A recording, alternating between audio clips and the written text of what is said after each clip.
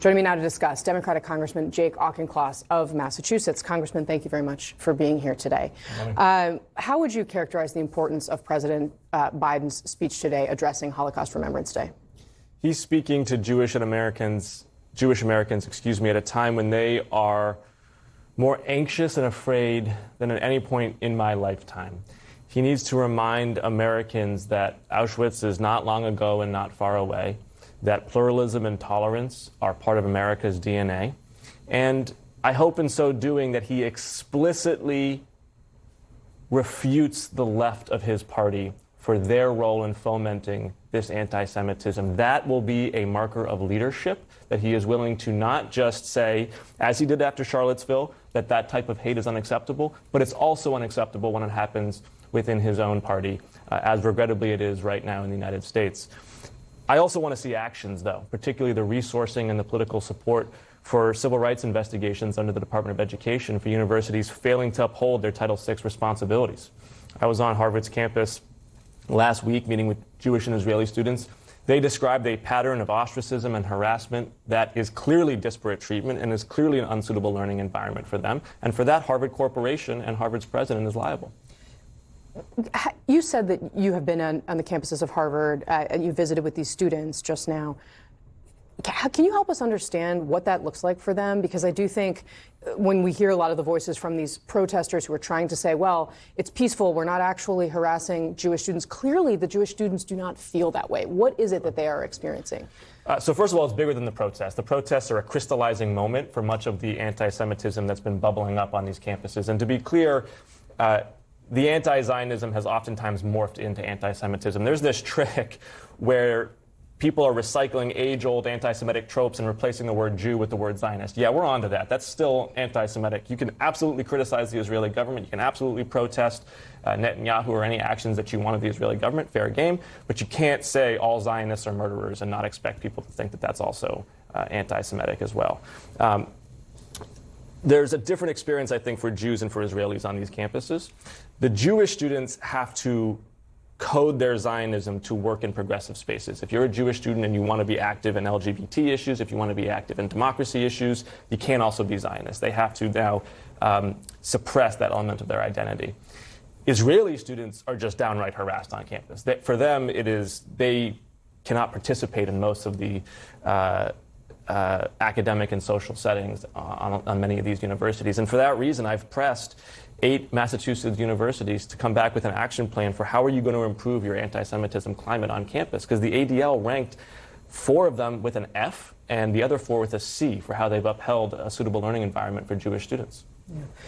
You mentioned that you think that the president has to call out or speak to the left of your party. Yes. And it is your party as well as the president's party. And many of the people who are the loudest voices on this in the Democratic Party are actually members of the House of Representatives. How do you think their actions, some of the actions of the people in the House, Democrats in the House, have impacted this debate? It's a question of double standards, of the kinds of speech and conduct that feel acceptable when it's targeted towards Jews or Israelis that doesn't feel acceptable against other protected classes in the United States. And it's also a question of insufficiently separating criticism of the Israeli government with criticism of the Jewish people or of all Zionists, period. And then the third element is we have to fully condemn October 7th and put the culpability where it belongs, which is with Hamas. Hamas is a terrorist organization that has promised to repeat the atrocities of October 7th, which include rape, torture, and the murder of children. And the party right now in the Middle East working for a permanent ceasefire, despite what these protesters may think, is actually Israel. Because Israel, by trying to architect a post-war governance in Gaza that excludes Hamas, is setting the conditions for a permanent ceasefire and peace in that region, whereas Hamas wants time to rest and refit so that they can attack Israel again. And that's not my opinion. That's what Hamas's leadership has said. We will do this again, as they did 5 times previously. Do you think there are members of the House in your party who are anti-Semitic? I'm not going to speak to what's in people's hearts. What I will say that members of the party who encourage and egg on protesters who have taken on an anti-Semitic bent are making the environment on these campuses worse for Jewish students.